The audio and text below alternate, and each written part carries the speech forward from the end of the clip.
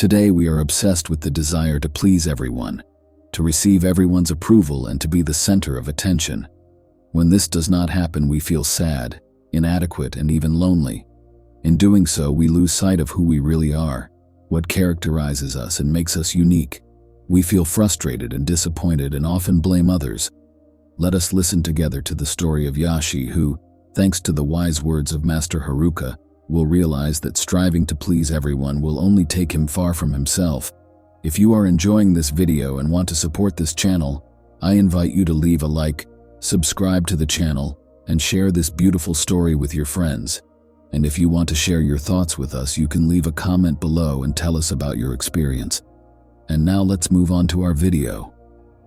Yashi walked along the mountain path, his heart heavy and his mind clouded. Each step was a mute lament, a silent cry of weariness and despair. For years he had lived with an obsession to please everyone, but every attempt ended in disappointment and bitterness. Every unrequited smile, every word of criticism, every look of disapproval were like invisible thorns sticking in his soul, tormenting him day and night. His nights were peopled with nightmares and disturbing thoughts, while the days passed in constant anguish, as if the sun itself refused to light his path. Tired and demoralized, Yashi decided to go to the Buddhist monastery on the hill, hoping to find some peace and wisdom.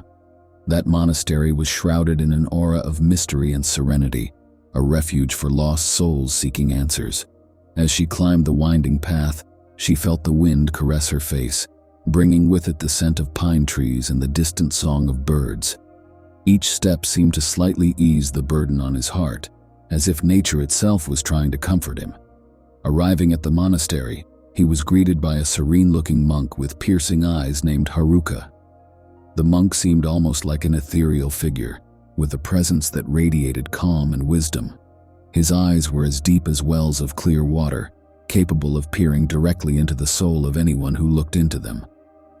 Haruka immediately sensed Yashi's upset and invited him to sit on a wooden bench under a large cherry blossom tree. The pink petals fell softly around them, creating an atmosphere of tranquility and ephemeral beauty. The gentle rustling of the leaves and the chirping of the birds formed a natural symphony that seemed to want to reassure Yashi's troubled soul. "Tell me about your torments, Yashi," Haruka said in a calm and soothing voice, like a balm for the invisible wounds of his spirit. Yashi began to tell of his incessant search for approval, the pain he felt when he was rejected or criticized, and the feeling of emptiness that pervaded him despite all his efforts to please others.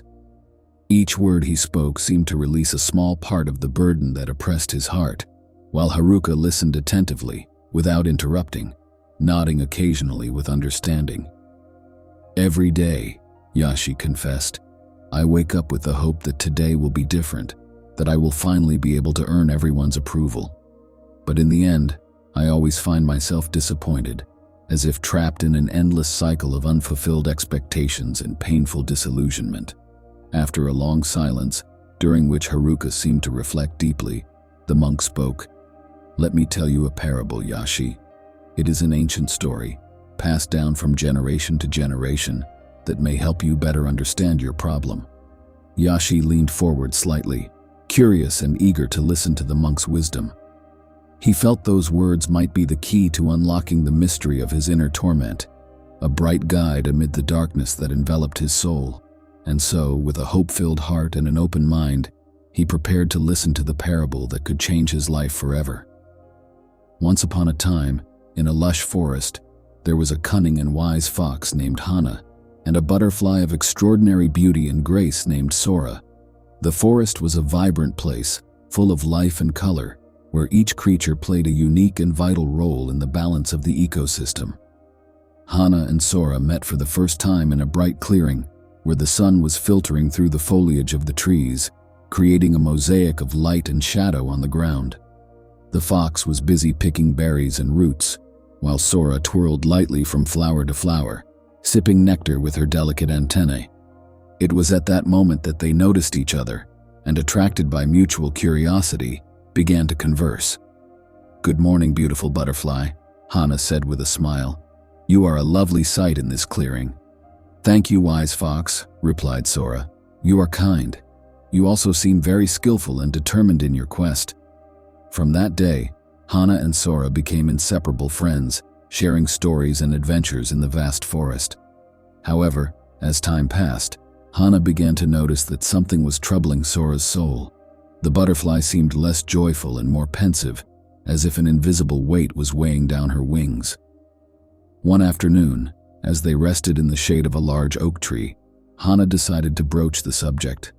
"Dear Sora, I see you sad and worried lately. What is the cause of your restlessness?" Sora sighed, beating her wings in a slow, dejected movement. "Hana, I have noticed that not all the creatures in the forest admire me as they do you. Some find me annoying, others think I'm useless. This makes me suffer a lot. I wish everyone loved and appreciated me." Hana listened carefully to her friend's words, understanding her torment. With a loving and reassuring smile, the fox decided to help Sora see the situation from a different perspective. "Come with me," Hana said. "I want to show you something special." He led Sora through winding paths and sparkling streams until he reached a field of wildflowers that stretched as far as the eye could see. It was a true spectacle of color and fragrance, with flowers of all shapes and sizes gently swaying in the wind. "Look at these flowers, Sora," said Hana. "Each one is unique and special in its own way. Some are loved by bees for their sweet nectar, some by butterflies for their fragrance, and some by cicadas for the shade they provide. No flower tries to please all creatures, but each plays its role in the ecosystem, contributing to the beauty and harmony of the field." Sora observed the flowers carefully, reflecting on the fox's words. He noticed how each flower attracted different kinds of insects and animals, and how none of them seemed to care about pleasing everyone. Each flower, in its own small way, was an essential part of the big picture of nature. "But how can I accept that not everyone likes me?" asked Sora, still doubtful. Hana approached and placed a paw gently on the butterfly's shoulder. "Sora, your beauty and grace are precious gifts. Not everyone can see your worth, and not everyone will appreciate it. But that does not diminish who you are. If you try to please everyone, you will lose your true essence and end up suffering. Be yourself, and let those who see your true beauty appreciate you." Hana's words resonated deeply in Sora's soul, and she began to understand the wisdom of the message. She decided to accept herself for who she was, and to stop seeking everyone's approval. In time, she found that this new attitude brought her a serenity and happiness she had never known before. Criticism and rejection no longer plagued her as they once had, and she felt lighter, as if a weight had been lifted from her wings. Meanwhile, Hana proudly observed the change in her friend. The once insecure and troubled butterfly was now a happy and serene creature, fluttering freely in the forest, bringing joy to anyone lucky enough to meet her. Haruka finished the parable and looked at Yashi with piercing but kind eyes. "You see, Yashi, your obsession with pleasing everyone has made you lose sight of who you really are. Search within yourself for your worth, and learn to accept that not everyone will like you. Only then will you find the peace and happiness you seek." Yashi remained silent, absorbing the monk's words. He felt that a new awareness was emerging within him, like a flower blooming after a long winter. The parable of the fox and the butterfly resonated deeply in his heart, giving him a new perspective on life and his priorities. From that day, Yashi began to see life with new eyes. Criticism and rejection no longer plagued him as much as before, and he slowly found the serenity and happiness he had always sought. Haruka's words and the parable of the fox and the butterfly always remained in his heart, guiding him toward a more authentic and fulfilling life. Over time, Yashi learned to value himself and seek his own approval rather than that of others. He discovered that being authentic and true to himself attracted people who appreciated him for who he really was.